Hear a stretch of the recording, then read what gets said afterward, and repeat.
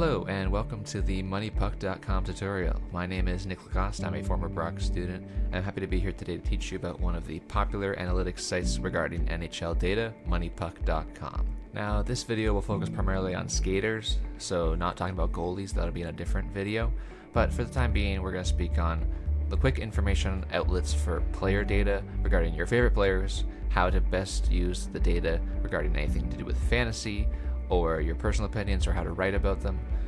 In general, just talking about how you can use this site efficiently to get the best data out regarding advanced stats and analytics about hockey players.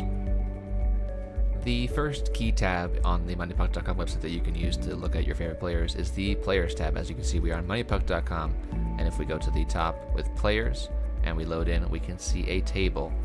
Now, looking at this table, at first glance, it may look overwhelming, but I'll walk you through it. It has players, only skaters, no goalies. The minimum ice time requirement is all players who have played more than 100 minutes. And as you can see, it is sorted by expected goals. Now, a trend on this website is that everything that is more blue means that it's better, such as the highest expected goals is dark blue compared to the lowest expected goals being basically white. So that's just for reference for how the scale works. And as you can see, it's sorted by expected goals, meaning that Austin Matthews leads the league in total value of all the shots he's taken, the expected goals out of all those shots being high quality shots, high quantity of shots, but probably a combination of both. Now you can sort this by anything. As you can see, there are multiple columns and multiple choices that you can make to try to rank players, but I'm going to show you a few key ones that may give you a better insight on the National Hockey League's best and sort of underrated players. The first piece I like to look at is penalty differential, which is PIM differential in this case. As you can see over here, we have a PIM differential column. If I sort, I will see the white being the worst and the blue being the best. We have the best penalty drawers in the league, you could call it, because PIM being the penalties in minutes that the person has taken, whether it be 2-minute penalties or 5-minute penalties, and the PIM drawn meaning that who's on the other end of those penalties. So as you can see, Tim Stützle, JJ Peterka, guys with reputations like Tim Stützle and Nazem Kadri seem to be near the top of the list in regards to drawing more than they're taking.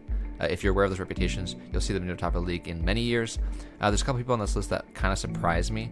As you can see, you've got the top players in the league that are going to sort of take a lot of drawn penalties because they're going to be on the puck all the time, similar to the fact that LeBron James gets fouled quite a bit. It's the idea of when you have the puck, everyone wants it, and guys like Nathan McKinnon, Connor McDavid, Cale Makar, etc. But it's cool to see players like Eetu Luostarinen, Ilya Mikheyev, Anthony Cirelli, Jared McCann, guys that you might not think would draw more than they take as much, being in the top 1% of the league, as you can see here, making 20 minutes of penalties different than they've taken, which is a huge benefit to a team and a huge benefit to people in fantasy who may track penalties. So if you have a knack for drawing penalties like Tim Stützle, whether it's controversial or not, it does benefit the team and it does benefit people who are value. It gives them value in the sense.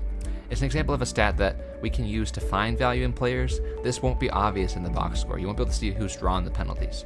So stats like on MoneyPuck.com, like PIM differential, are key for us fans to find out more about the value in our players. The second key piece is goals above expected. This is probably something you've heard around sort of the analytics scene, with goals above expected, meaning like what is expected goals, what are real goals compared to expected goals, why do we care about expected goals? Well, as you can see in this column here, goals above expected, if I sort it, I'm going to get the most in the league. Right now, currently, Artemi Panarin leads the league in goals above expected, meaning that based on the number of expected goals he has over here, as you can see, 17.8 expected goals based on all of his shots he's taken, he's actually scored 31 this year, meaning it could be lucky, it could be great shooting talent, but as you can see here on the other end of the spectrum, we have John Tavares, Anders Lee, Matthew Tkachuk. And Matthew Tkachuk is the big example here because Matthew Tkachuk has been struggling this year. If you own him in fantasy, if you've been watching him play, he hasn't scored up to the standard that we've seen him usually. He's got 17 goals now. He's been a bit better as of late, but part of this could be due to bad puck luck. Negative 8.5 goals above expected. He has generated 25 shot amount of expected goals worth. So all of the shots he's taken equal up to 25 goals. Yet, he has only scored 17 real goals.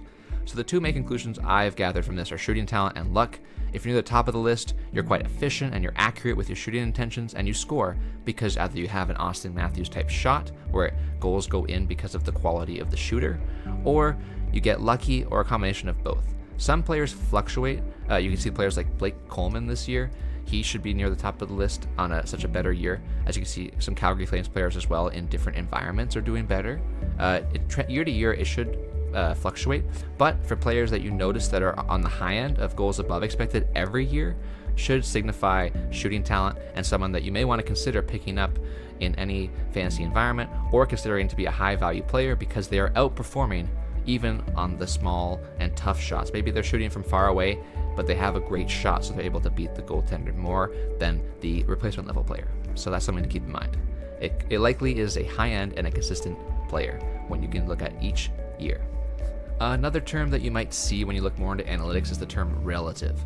Relative stats have become more popular in recent history as teams look to differentiate players on the same team because they're subjected to the same perks, or you could call them defects on the other end of it, of various franchises. Specifically, all the relative stats compare the players' on-ice stuff to the off-ice stuff, meaning that when they're on the ice, what does the team do versus when they're on the bench. So let's take a look at the relative section of MoneyPuck.com. As you can see, in the skaters section, on this main players page that I'm still on, if we go over here, we can see the relative stats. And this is what I'm hoping to show you here, the relative expected goals. Using the expected goals percentage, we can see that when players like Matt Boldy are on the ice, their team has an expected goals percentage of 68.1%, meaning that out of 100% of all the stuff, all the shots that they're taking have the value of 65% of all the shots that are taken from both teams. Which this is really good. This is high-end talent. Now, when he's off the ice, Minnesota, his team, is only providing 40%. This is the largest differential in the National Hockey League. And as you can see, this is likely to be a line, or players that play together because of the same metrics when they're on and off. As you can see, top players like David Pastrnak, Nathan McKinnon, Alex Ovechkin, and Artemi Panarin, etc., are all up here because they're good players. When they're off the ice, you need them on the ice. Players on the ice when they're on the bench are going to be worse likely than when they're on the ice. As you can see, I'm looking at a player like Morgan Frost. As you can see right here, at the beginning of the season, he was trending quite high. On a team like Philadelphia, who was pretty unproven this year at the start, when he's on the ice, Philadelphia controls 62% of the expected goals, whereas off the ice is 44%. This is below 50, meaning that they get more than what Philadelphia does. So opponents are beating up on Philadelphia when Morgan Frost is on the bench. This is troubling to me because Morgan Frost has been benched quite a lot this year. So if you're looking at a player who has high value when he's on the ice, sort of the per 60 combined with the relative statistics can tell us a lot about how a player does compared to his teammates in the same environment.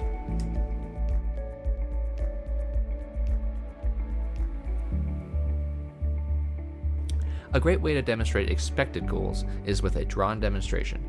So let's take a look and let's pretend that we're Morgan Frost and the Philadelphia Flyers. This is the O zone, the offensive zone where Morgan Frost is trying to score on this goalie. And let's say this is Philadelphia's defensive zone. This is the zone they're trying to protect. Let's say Morgan Frost and his team, it could be anybody, it doesn't have to be Morgan Frost. Specifically, we're looking at on-ice team metrics. Let's say the team has 3 shots, and they are all from here. And let's say they're all worth 0.5 expected goals because they're close to the net and they're worth something. Let's say the other team shoots from here, here, and here. And let's say they're all worth 0.25 because they're so far away and not likely to go in. Let's just make this up as an example. There are many variables that do go into expected goal formulas, including was there a pass, is there a rebound, is the goalie set, is there traffic. There are many variables that go into these that make up specific numbers for each spot on the ice and each situation on the ice. However, we're going to make these up as we go and just make this simplified. So as you can see, 3 shots each. The number doesn't really matter of how many shots were taken. It's the total expected goals. So 3 times 0.25 is 0.75. And then on Morgan Frost's offensive side, when the team is on the ice, 1.5. As you can see, this is 2 times the amount of this. So let's say the total of both of these is 2.25. That's the share. Now out of this share, you do 1.5 divided by 2.25, and you get 66.67%. Basically, it's 2/3. And then the other side, you get 33.33%. Thank you for the chicken strands. But moving on. So basically, the way it works is that when Morgan Frost is on the ice, all of these shots happened. But the way that he perceives it is that when he's on the ice, it's 67% of expected goals are controlled when he's on the ice. Now, let's delete this all, and let's say that off the ice, when Morgan Frost is on the bench, Philadelphia shoots once, and it's a 0.5 again. But let's say that when he's off the ice, he's not still on the bench, the opponents shoot 2 here, and they're worth 1.0. So, let's say that it's 67% again, but it's the other team because they have double that, and they have 33%. Now, the difference here is that when Morgan Frost is off the ice, it's worse, as you can see here. So the difference would be his 67% when he's on the ice minus the off ice, which equals 34%. Basically, 33.3%.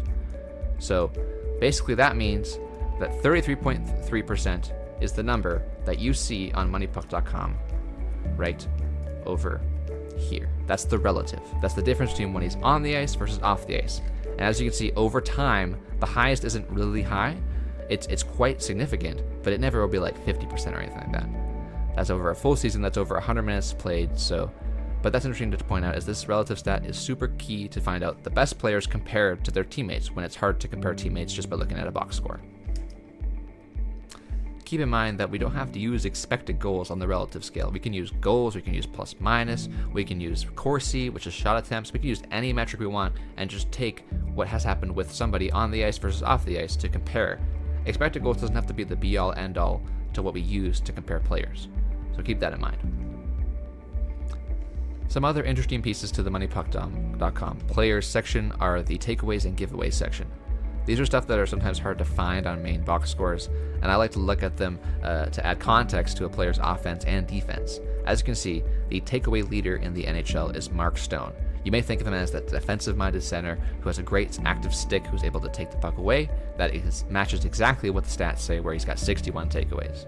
On the other end, the leader in giveaways, which is bad, is Nikita Kucherov. But at the same time, it's context. If someone is having the puck the whole time, think of in basketball, some of the top players in the league also have the most turnovers in the league because they have the ball the whole time. They do provide so much more offense that it makes up for the amount of giveaways. Nikita Kucherov is top 2 in NHL scoring. So do you really bother him about the 66 giveaways? You may, if you're a coach. But it's something to keep in mind that he does turn the puck over, but he also provides a ton of offense. And a final metric I like to look at is a specific one on this site that I have not seen on any other site, which is percentage of unblocked shots that miss the net. This is a key stat that I like to look at for players making changes or being sort of snake bitten on offense. Percentage of unblocked shots that miss the net. As the title of this section says, the highest percentage, meaning that players that when they have a free shot at the net, they shoot it, it does not get blocked, it either has to be a shot on goal or a miss, and it misses. A lot of these are defensemen, as you can see. If we sort by forwards, which is the key, because forwards have the puck the most, and they have the best ability to shoot usually. So if we go to the same section over here, and we go to percentage of unblocked shots that miss the net, as you can see, some players with tough offensive years miss the net on a lot of chances that they should be hitting the net. Basically, this means like players like Andrei Kuzmenko, who's having a very, very tough year, they do not tend to make the most of their opportunities compared to the other side with players like Jesper Boqvist, Vinny Hinostroza. These are guys that are utility players that do get the most of those opportunities. And as you look down the list a bit further, you'll find guys that do score a lot of goals like Jonathan Marchessault. So he makes the most of his opportunities because he hits the net when he has the opportunity to. If a player seems to trend towards hitting the net more than missing the net, this could be a good sign for consistent and long-term offensive success because they're consistent when they have the puck. Players do not often have the puck because of the sharing the puck with 5 guys on the ice at all times, including the other team. So throughout the game, the amount of puck touches someone may have may be very little. So when they do have the puck, if they're getting it into the opponent's end and they're shooting and it's hitting the net, that tests the goalie and maybe contributes to a goal or a rebound or anything. That is a good sign for someone that is a quality player that may be overlooked because of this unique stat that we found here on moneypuck.com. Finally, if you'd like to download moneypuck.com's data to play with it, well, you can find this data on the data tab up here in the right corner. If you click on it, you'll have every year since 2008, and you can download it as a CSV file, meaning that you can copy the data into like a Microsoft Excel file or use it wherever you'd like. If you have any research interests in this kind of stuff, you can look at skaters, goalies, lines and pairings, as well as team levels. And please credit moneypuck.com if you do publish anything related to this data or if you do use this data in any projects. Thank you for watching part 1 of the moneypuck.com tutorial. Please stay tuned for part 2. We're talking about goalies and teams.